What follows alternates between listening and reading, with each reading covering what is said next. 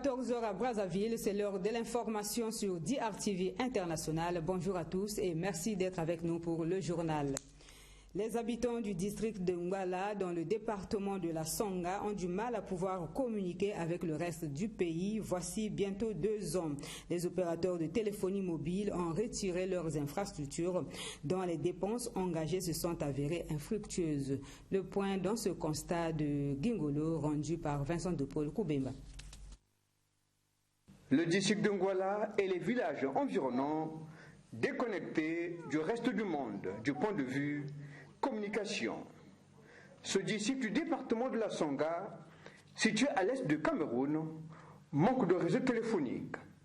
Si hier, les populations avaient la possibilité de communiquer avec les parents à travers les réseaux de téléphonie mobile, en l'occurrence RTL et MTN, aujourd'hui, les opérateurs privés ont interrompu la connexion avec ce district. Du coup, la connexion est inexistante dans cette partie du pays depuis plus de 2 ans. Les 2 opérateurs se sont retirés de cette localité dont les dépenses engagées se sont révélées infructueuses.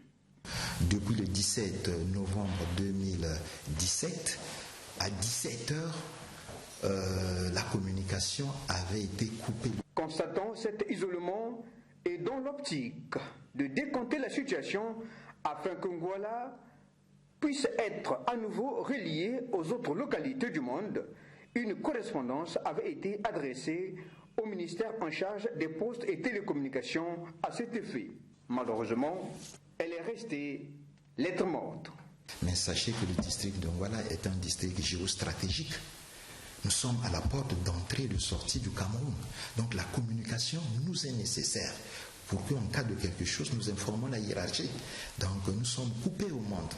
Donc c'est pour cela qu'également nous lançons un appel au ministre chargé de la communication et en même temps des nouvelles technologies, qu'on puisse nous faire revenir le signal pour nous permettre que nous soyons en contact permanent avec la hiérarchie. Dans cette partie du pays, la population se dit abandonnés à leur triste sort, car depuis le 17 novembre 2017, la localité n'est plus connectée au réseau téléphonique. À cela s'ajoute une autre difficulté, le mauvais état de la route qui accélère son enclavement. Soulignons que le district de Ngwala a 6853 habitants.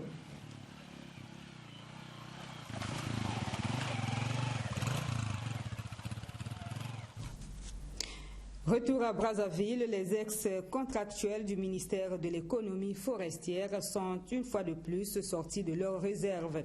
Ils réclament les droits conventionnels et plusieurs mois d'arrêt de salaire impayés, alors que les instructions avaient été données au ministère de l'économie forestière par le vice-premier ministre pour décompter la situation, disent-ils. Ces ex-contractuels ont manifesté hier. Le point dans ce reportage de Théodore Baloussa. Ventre affamé n'a point d'oreille. Les ex-contractuels du ministère de l'économie forestière qui réclament leurs droits conventionnels et 33 mois d'arriérés de salaire repartis comme suit. 13 mois d'arriérés de salaire avec le ministre sortant et 20 mois avec l'actuel ministre sont une fois de plus montés au créneau et ont voulu mieux faire entendre leur voix à travers ce concert de Vuvuzela. L'un d'entre eux, trié sur le volet, nous parle de leur calvaire. Nous avons servi au ministère de l'économie forestière pendant plusieurs années. Nous avons des contrats à durée déterminée, à l'époque, durée déterminée 2 ans, qui étaient reconduits plusieurs fois. Voilà pourquoi il y a des gens qui ont eu par exemple 10 contrats, 20 ans d'affilée. Nous n'avons jamais eu de sécurité sociale. Ils n'ont jamais respecté même le SMIC, malgré les diplômes que nous avons. Le 30 janvier 2018, Madame la ministre a mis fin à tous nos contrats et nous a notifié depuis le 30 janvier 2018, sans mesure d'accompagnement, ni droit, ni avisé au préalable de la partie contractuelle que le contrat est fini. Nous signifions la fois que nous avons commis. Nous avons amené le dossier au niveau de toutes les institutions du pays, à la présidence, à la préfecture, à la primature, partout nous sommes partis, on nous a donné raison. Nous sommes partis en février 2018 au ministère du Travail pour ce litige. le dossier est au ministère du Travail. Mais jusqu'à présent, on est sur un protocole d'accord, un avant-protocole d'accord qui n'est pas bien finalisé. Rappelons que ces ex-contractuels qui avaient été licenciés en 2018 revendiquent leurs droits estimés à 164 464 892 francs CFA et leurs arriérés qui sont de l'ordre de 111 35 000 francs CFA. Ils disent n'avoir jamais été reçus depuis le début de leur manifestation par leur ministre de tutelle. En politique, le congrès fédéral du PCT Niari a vécu. Les cadres et militants du Parti congolais du travail de ce département ont bouclé leurs assises avec une note de satisfaction. Assises qui prépare le 5e congrès ordinaire du PCT qui se tiendra du 27 au 30 décembre prochain à Brazzaville. Reportage de Christy Machona et Vrati Kasumba. Débuté depuis mardi 10, le congrès fédéral PCT Niari s'est clôturé mercredi dans la salle de conférence de préfecture de Dolisie. Pendant 2 jours, les congressistes se sont penchés sur le rapport bilan de la fédération Niari et sur l'examen et adoption des documents techniques du 5e congrès ordinaire issus du comité central. Ce mercredi, les congressistes ont désigné leurs délégués fédéraux au congrès national du parti qui va se tenir à Brazzaville du 27 au 30 décembre prochain.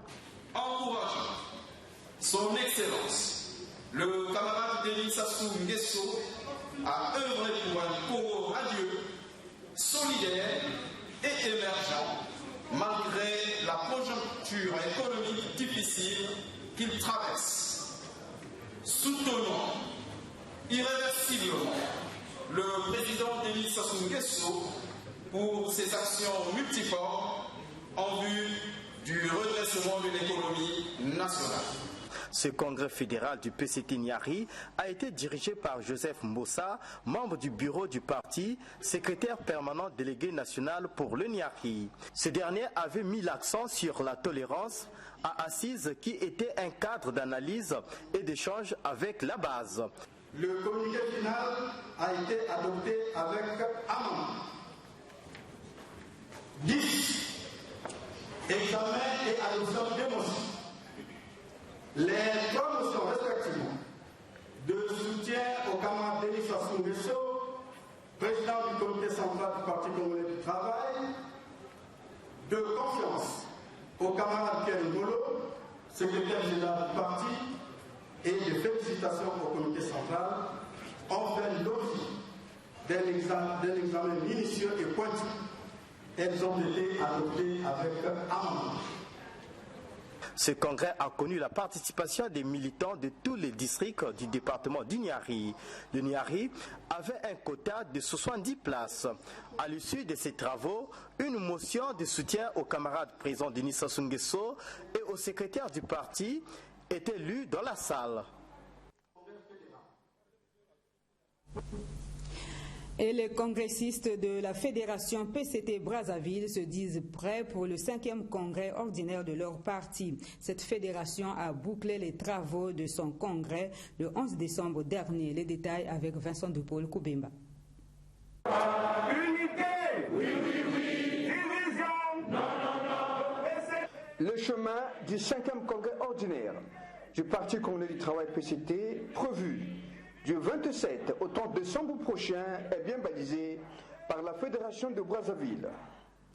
Les cadres, militants et sympathisants de cette formation politique réunis à Brazzaville du 9 au 11 décembre 2019 sous la feuille roule de Gilbert Ondongo, chef de la délégation nationale, ont examiné avec responsabilité les points inscrits à l'ordre du jour de leur congrès fédéral, notamment le rapport politique de leur parti au niveau du département de Brazzaville. 72 heures d'intenses travaux ayant abouti à plusieurs motions et recommandations, a indiqué Marcel Banzouzi, rendant public le communiqué final des travaux. Les congressistes ont recommandé au parti de créer un hymne national du parti en vue de promouvoir la nécessité de l'affirmation de l'identité du parti, de même que les congressistes ont relevé la nécessité de la création d'une école du parti en vue de former et éduquer les cadres et militants du parti, sans oublier les organisations affiliées à cette formation politique. Parlant des élections à venir, les congressistes ont recommandé aux membres du bureau politique et ceux du comité central de nous, membres du Parti congolais du travail, de la Fédération du département de Brazzaville, réunis en congrès fédéral, prélude au congrès national, recommandons vivement que le camarade Denis Sassou Nguesso fasse acte de candidature à l'élection présidentielle de 2021. Lui réitérons notre soutien total.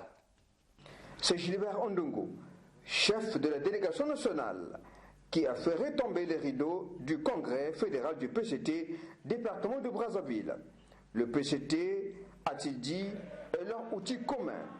Il nous faut travailler pour ce glorieux parti.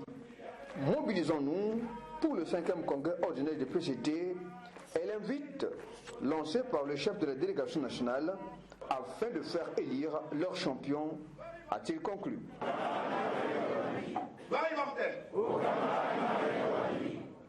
Tout pour le peuple. La suite de ce journal, le renforcement des relations entre le Congo et la Chine, ainsi que la coopération entre les deux partis au pouvoir sont entre autres points abordés lors de la séance de travail que le président du Sénat a eue hier avec une délégation chinoise. Cette délégation a été conduite par le vice-président du comité permanent de l'Assemblée populaire nationale de Chine. Le point dans ce reportage de Flavie Kwenze. Le président du Sénat, Pierre Ngolo, a conféré avec le vice-président du comité permanent de l'Assemblée populaire nationale, APN de Chine, Di Bizwan, en visite de travail dans la ville capitale. Après un tête-à-tête dont rien n'a filtré, les deux autorités se sont retrouvées en séance de travail en présence de leurs différentes délégations. Une séance de travail axée sur le renforcement des bonnes relations qui existent entre le Congo et la Chine, qui maintiennent des échanges de visites de haut niveau depuis l'établissement de leurs relations. Il faut noter qu'en 2016, les deux chefs d'État chinois et congolais avaient décidé de hisser leurs relations bilatérales au niveau du partenariat de coopération stratégique globale. La visite que le président du Sénat devait effectuer en Chine du 30 novembre au 6 décembre a été également évoquée. Une visite reportée compte tenu des préparatifs du 5e congrès ordinaire du PCT et de son cinquantenaire. 4 missions ont conduit le vice-président de l'APN de Chine au Congo, notamment la coopération entre les deux pays et les deux partis au pouvoir, la coopération entre les pouvoirs législatifs et aussi inviter le président du Sénat congolais à visiter le siège du Parlement chinois. Un accent particulier a été mis sur le tourisme, un secteur dont le Congo a d'énormes potentiels. Pour développer ce secteur entre les deux pays, la possibilité d'un vol direct a été évoquée pour promouvoir ce secteur. C'est le 22 février 1964 que le Congo établissait des relations diplomatiques avec la République populaire de Chine et développait une coopération économique, financière et éducative avec ce pays.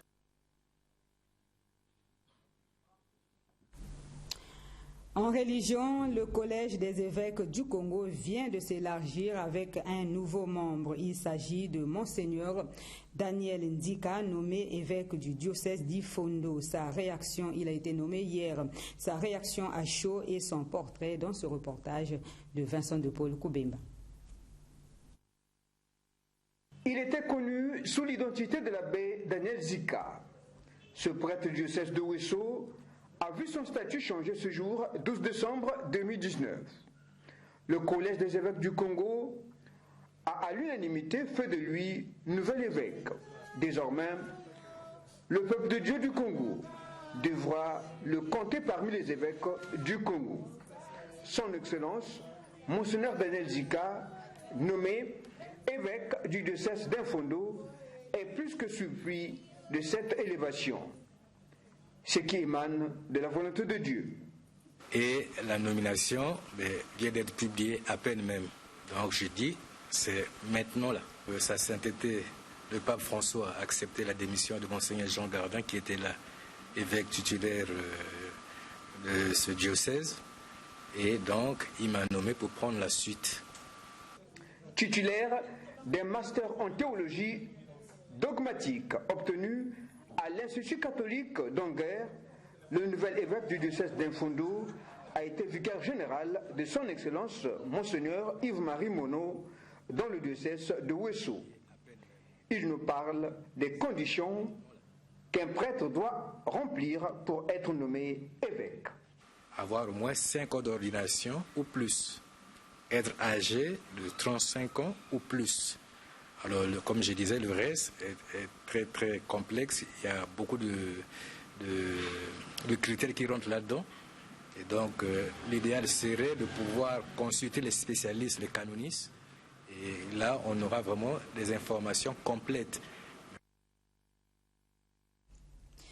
La nomination du nouvel évêque du diocèse d'Infondo en remplacement de Monseigneur Jean Gardin a été saluée par les aînés, Monseigneur Urbain Gatchono et Victor Obania Mossa, respectivement évêques des diocèses de Gamboma et d'Owando. Suivez.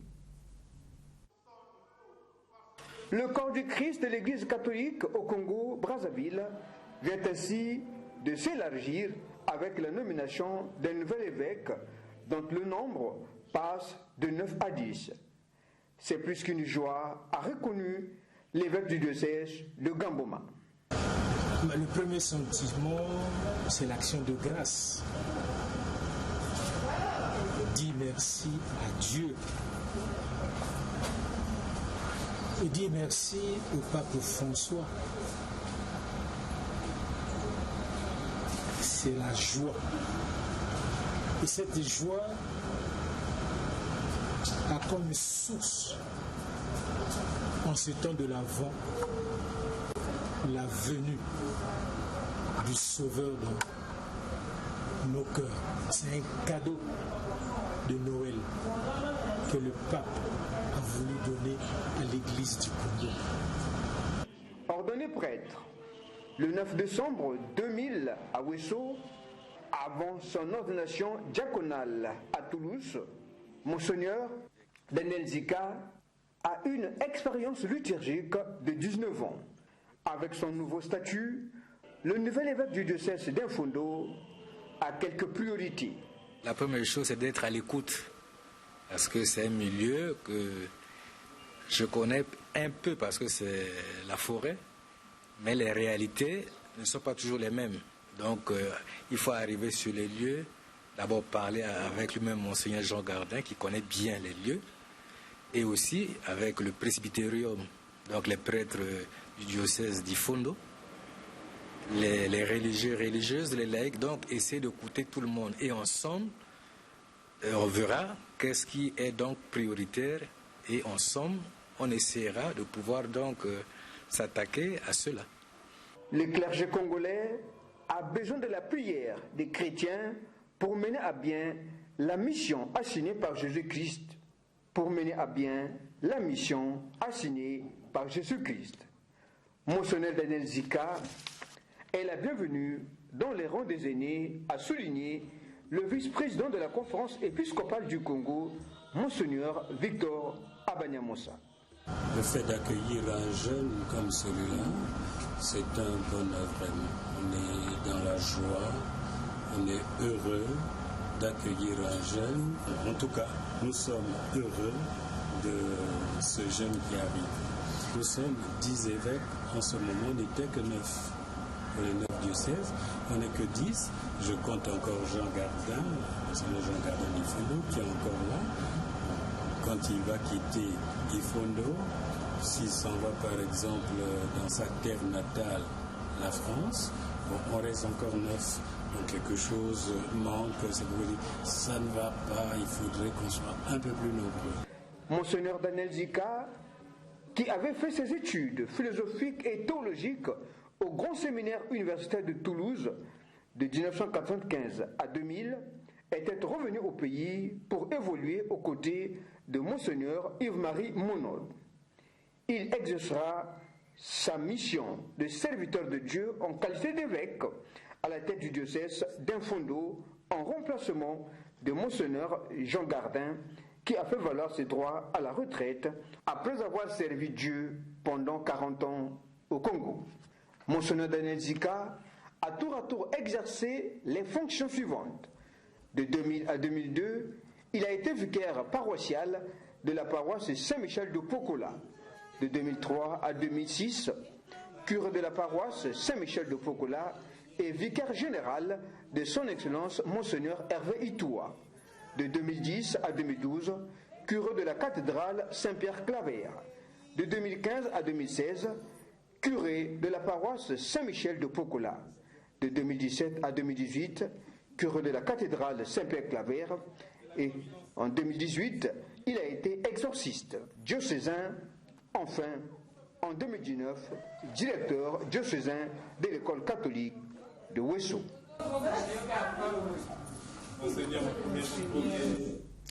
Parlons sport dans ce journal, placé sous le signe de cohésion entre frères d'armes.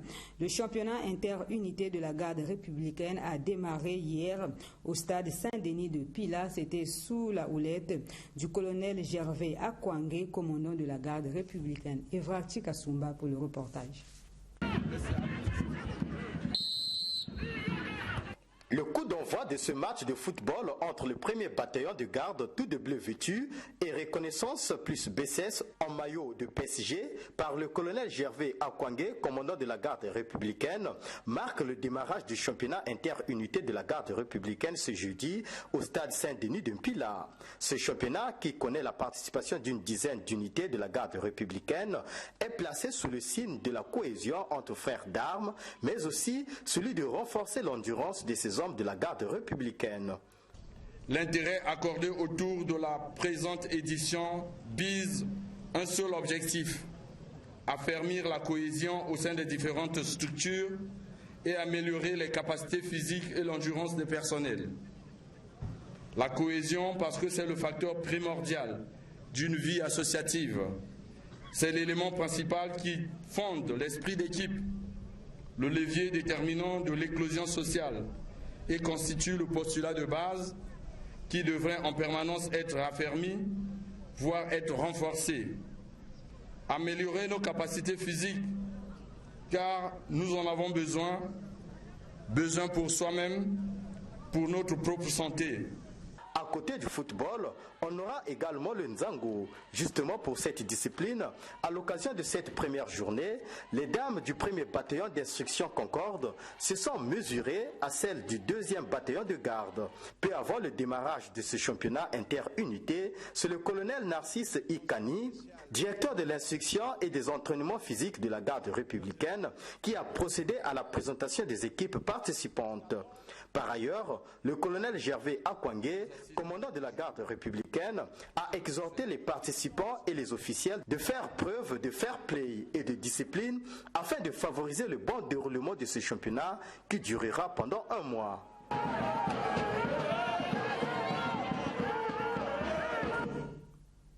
Nécrologie pour terminer. Décédé le 30 novembre dernier, le colonel Roger Ferdin à Paroboiro a été mis en terre hier.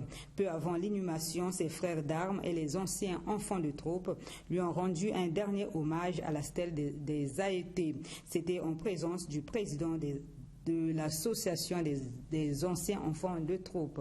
Le point dans ce reportage de Irma Okondio.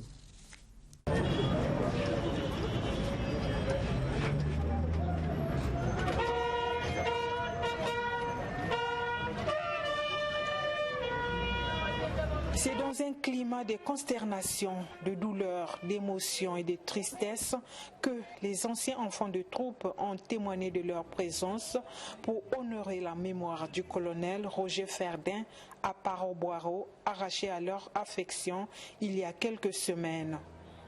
Celui que les Bleus appelaient affectueusement Pagé faisait partie de la promotion 1976-1983 dénommée Steve Biko et portait le matricule 1556. Son adaptation à la nouvelle vie lors de son entrée à l'école militaire préparatoire des cadets de la Révolution, aujourd'hui général Leclerc, le 6 septembre 1976, s'est faite quasi instantanément. Les rigueurs de la vie en internat militaire, l'exigence des résultats scolaires, le changement d'environnement, les ambitions à exprimer puis les choix et décisions vitales dont celle du départ à l'école supérieure inter-armes unifiée d'Odessa en URSS en août 1983 ont trouvé un Pagé prêt à affronter son destin et à assumer ses choix. Avec Odessa et la formation d'officiers, une autre vie aura commencé avec d'autres contraintes et d'autres difficultés. Roger Ferdin s'y fera jusqu'au retour au Congo en 1987 où il démarre la carrière d'officier en zone 6 à Imfondo. En effet, de la zone militaire de défense numéro 6, son premier poste d'affectation, au cabinet du ministre de la Défense où il a fini sa carrière en qualité d'attaché aux études et synthèses, le colonel Aparo Boiro a connu diverses situations d'emploi, dont le passage au 36e bataillon d'infanterie, le 2e bataillon d'infanterie, d'où il a été engagé dans diverses opérations et a été amené à accomplir la mission de sécurisation du chemin de fer sur le tronçon Kayi-Madingu, a été tout pour la promotion Stéphane Bantou Biko. Le colonel Roger Ferdin n'acceptait jamais la défaite et l'échec. Tu nous laisses dans la douleur. Car si la mort est inéluctable, l'absence qu'elle induit demeure un déchirement sans remède pour ceux qui restent. Plus vive encore est cette douleur quand la mort arrive de façon précoce dans la force de l'âge. Oui, cher frère, grand Biko, tu es parti, mais tu es toujours là. Car si la vie des morts, c'est de continuer à exister dans l'esprit des vivants, les morts ne sont vraiment morts que lorsque les vivants les ont oubliés. Comment pourrions-nous tenir une conversation sans mentionner ton nom? Non, nous ne t'oublierons pas. Merci pour la leçon de courage, de dignité et de perspicacité qu'aura été ta vie. Ici, les AET réunis sur ce parvis pour dire cet adieu ritualisé, affligés et gémissant en silence, disent tout bas, il est parti. Pagé est parti. Adieu, cher ami. Va, Pagé. Va, tendre guerrier. Va, matricule 1556. Portons à l'infini notre souffle uni, notre souffle fraternel, notre aeutitude.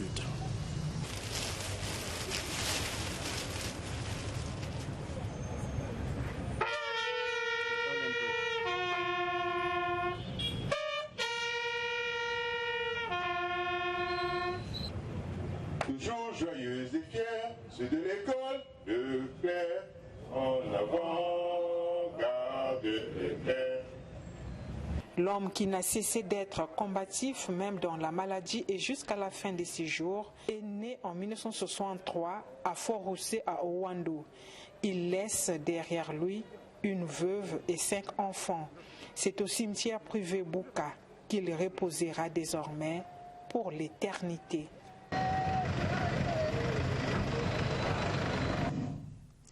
Ce journal a été préparé par l'ensemble de la rédaction. Merci à vous de l'avoir suivi. Demain, 14h, les informations vous seront données par Théodore Balossa. Je vous retrouve très prochainement.